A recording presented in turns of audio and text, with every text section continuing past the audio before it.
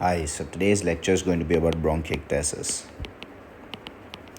And bronchiectasis is a disease that falls under an obstructive lung disease. Okay, so it's an obstructive lung disease, and everything that we need to speak about bronchiectasis that we'll speak about in this particular module, and a few X-ray findings that could also be seen. We will speak about them. We'll just name a few of them, which can later be googled on the same phone that's next to you. I would like you to do that so that we would remember, all right, while I mention the X-ray findings. Okay, so let's begin with bronchiectasis. First of all, what's bronchiectasis in as definition per se? Well, it's actually the abnormal. Obviously, it's abnormal. Plus, there's going to be an irreversible. Okay, it's going to be irreversible. There's going to be dilation of what? Of the bronchi, obviously. Okay, and something that we need to understand about the bronchiectasis is its pathology. And how does it go about? I want you to understand is that first, the first triggering factor, okay, is probably impaired clearance. Now, a lot of people, it's like a vicious cycle. So you can't say what is the first factor. It's a cycle. So I would like to think about it that impaired clearance is the first triggering factor, but in reality you cannot really say. And because of impaired clearance of the various secretions, there's going to be an infection: TB, aspergillosis, measles, name it, pertussis. All right, pertussis. Okay, it could be an infection, or it could be congenital, but we'll talk about that later. I'm just trying to get into the pathology of it. There's going to be impaired clearance. There's impaired clearance, and because of impaired clearance, there's going to be infection. Now, what happens is that these infections or your congenital disorders, what they do is that along with impaired clearance, what they do next is that they cause loss of smooth muscle. Okay, so they cause loss of smooth muscle. Number one, they cause loss of smooth muscle. They cause loss of cartilage. All right, cause loss of cartilage. They cause inflammation of the bronchi. Okay, they also cause goblet cell hyperplasia.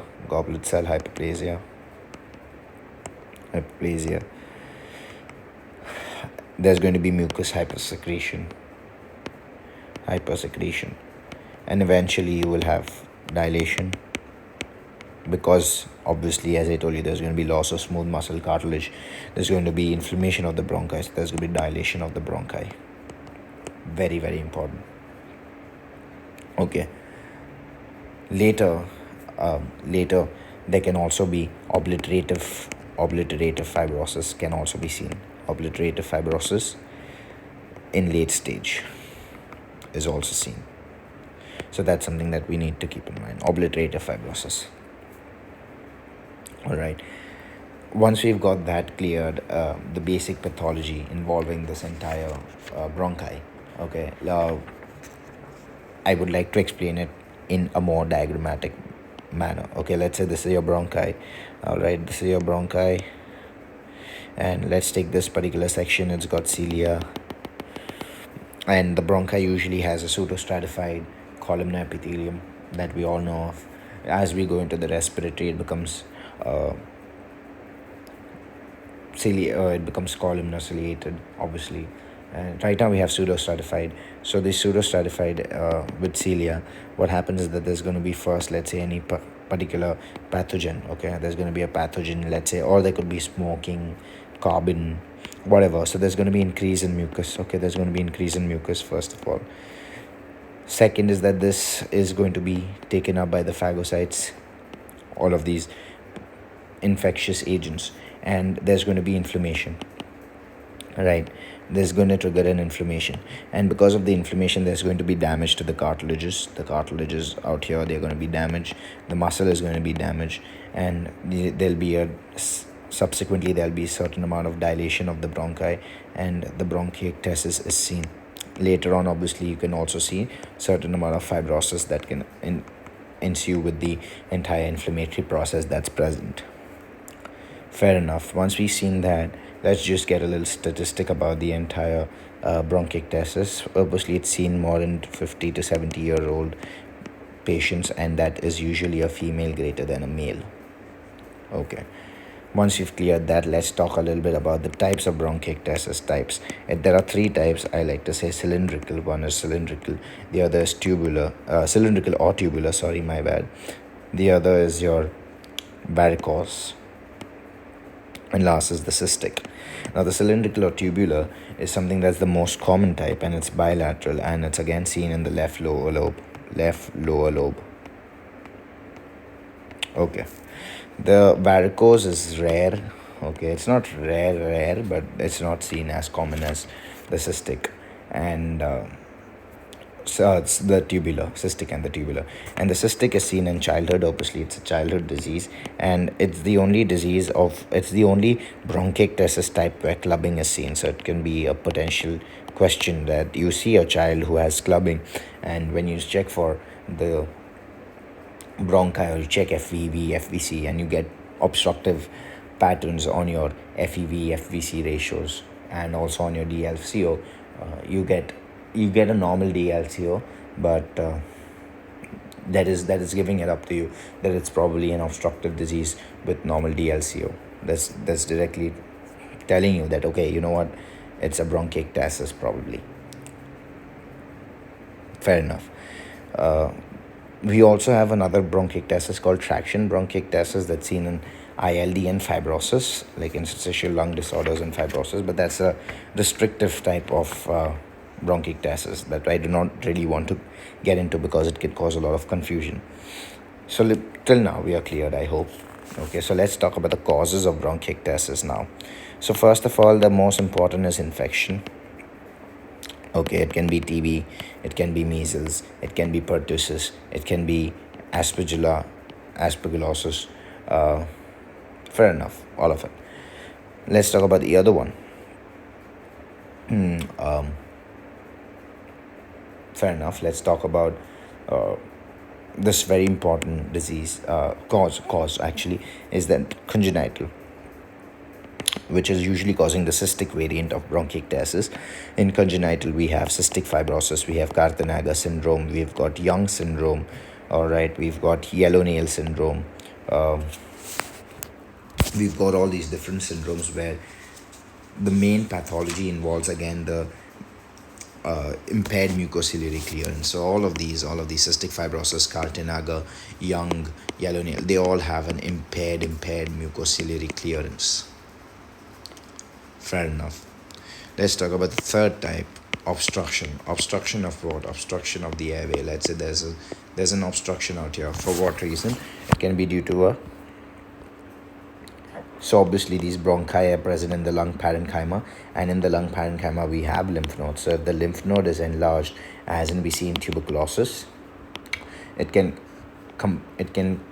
kind of compress upon the bronchi, and it can start the inflammatory process, eventually leading to bronchiectasis. So we call this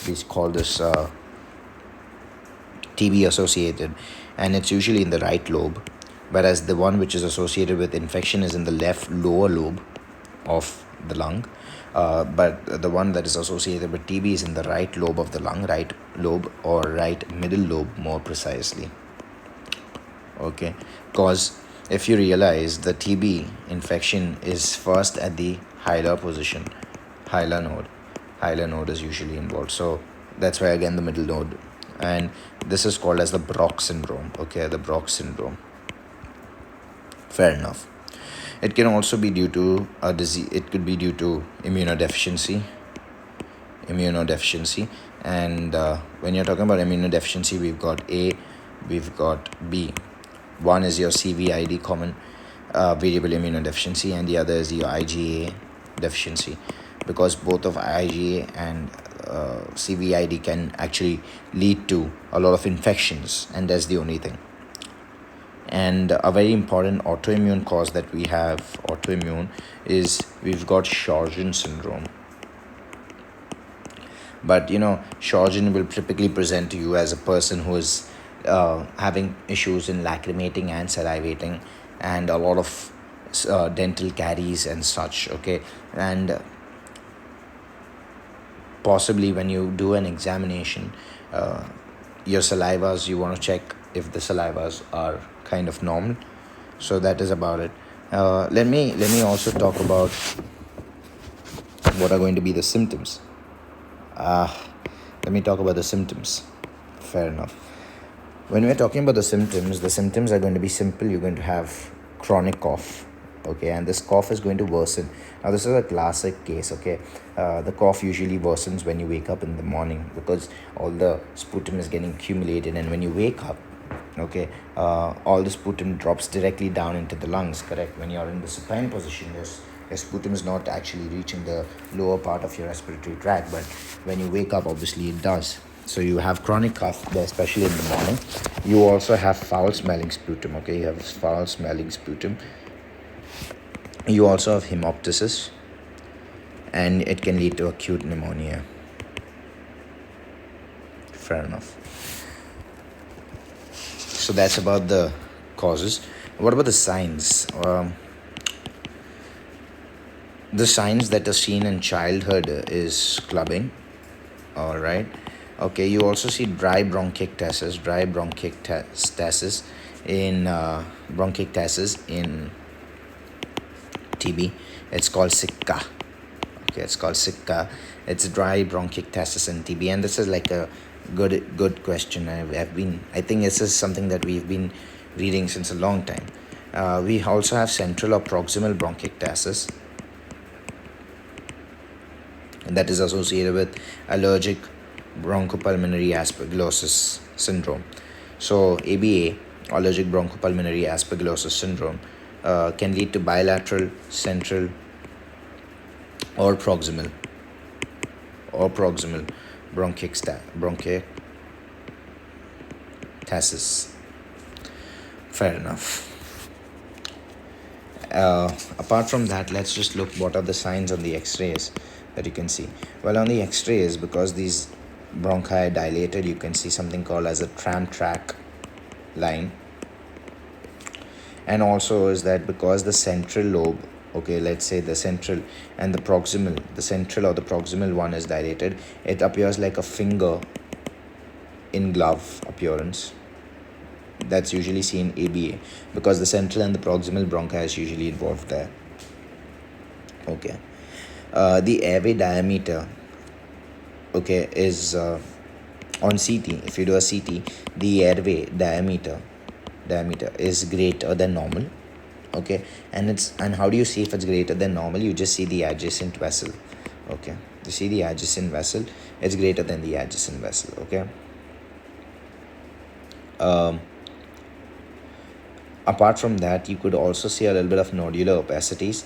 You could see nodular opacities not because of the fibrosis that occurs usually in an interstitial lung disorder. And nodular opacity, if I say it's a nodular opacity seen on the CT, you would think in terms of fibrosis that is causing the nodular opacity, or probably an occupational lung disorder could also cause a nodular opacity. Simply because of deposition of these different substances. But when I'm talking about bronchiectasis, I want you to think in terms of nodular opacities that's associated with mucus. Beautiful, isn't it? What about the complications? I've told you it could be hemoptysis, okay. There can also be empyema, that's pus, okay. That's pus in the lungs and eventually in the pleura. It could also be cor pulmonale. Why? Because in severe hypoxia, your patient will eventually need okay, let me just explain this. Severe hypoxia is going to cause pulmonary vasoconstriction. Pulmonary vasoconstriction is going to cause increased pulmonary artery pressure, resistance. Let me just write in terms of resistance, which is eventually going to cause increased pulmonary artery pressure, and that's going to cause right ventricular hypertrophy. But the right ventricular hypertrophy is not having enough blood supply, so there's going to be right ventricular myocardial necrosis, and this is going to cause right ventricular heart failure, which is nothing but cor pulmonale. And that was a good explanation for cor pulmonale. Let's talk about a little bit of how can it cause lung abscesses, because any obstruction, as I've told you, when it goes to obliterative bronchial fibrosis, it can cause an infection, and infection can lead to abscess. Anyways, the cause of a bronchiectasis is an infection, so causing a lung abscess is as simple as it gets. And it can also lead to secondary amyloidosis. Amyloidosis is proteins that are deposited. It can cause secondary amyloidosis depending on proteins that have been deposited due to inflammation out there, okay, because of the inflammation. And again, that's a no-brainer. Let me tell you about the treatment. The treatment, you want to give something called, if it's a cystic fibrosis associated, you want to give rhDNase, okay. If it's, and you want to give antibiotics, you want to make sure that you've given good amount of antibiotics like gentamicin. You want to make sure that macrolides have been given, and also certain number of beta lactams. So that's the only thing that you can actually do. You can also do an airway clearance by your postural drain. You ask the patient to go in the neck. So basically, you turn the bed with the patient's head, that's using gravity to cause drainage, and that's the only way that you can actually drain, with a little bit of physiotherapy as well. So that's about bronchiectasis for us, guys, and thank you very much.